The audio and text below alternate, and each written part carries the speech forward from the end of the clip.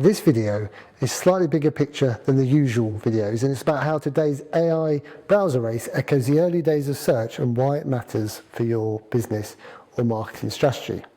Now, things are moving fast in search right now. We all know this. And this matters for your business because the way people discover and interact with information online is changing, and it is changing fast.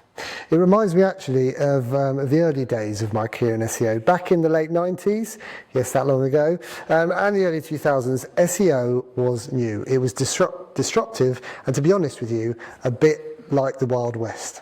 There were dozens of search engines, and there were loads of browsers competing for attention, budgets, and no one really knew who would win. Then almost overnight, we ended up with 2 or 3 that shaped the next 20 years, and this is where we are today. And what we're seeing today with these new AI browsers you may have read about, like Atlas and Comet, if you want to Google a few, it feels like a fresh version of that moment 20 years ago. These AI-powered web browsers represent different approaches to integrating artificial intelligence into browsing, and are essentially becoming our personal assistants.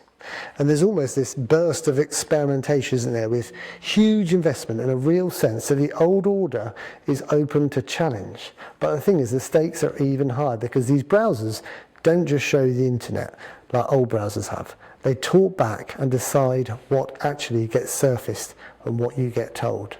And that shift means the economics of visibility is changing. Those traditional web pages and advertising models aren't enough when answers come directly from AI. The ad sort of funded model that shaped the past 20 years is under pressure, and brands can't rely on traditional visibility anymore, or they won't be able to soon. You can be cited one day and disappear the next if you don't know what you're doing and you're not monitoring it. For anyone working in SEO and marketing, that creates pressure, but also a huge opportunity, which is what excites me. And what I've learned over the last 25 years in search is that these disruptive phases always come back to the same fundamentals, which is why I'm excited, but also it's key to understand. And what you need is clear information, strong technical foundations, real legitimate authority, and useful content. And that is what earns its place, underpinned with that technical foundation I mentioned. And those principles mattered in 1999, and they matter even more now. At Varn, we've seen these cycles play out before.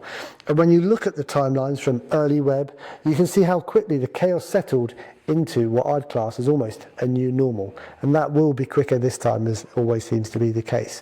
But understanding that pattern helps us guide clients through the noise, of which there is a lot of, and keep them visible in whatever comes next. So please don't panic.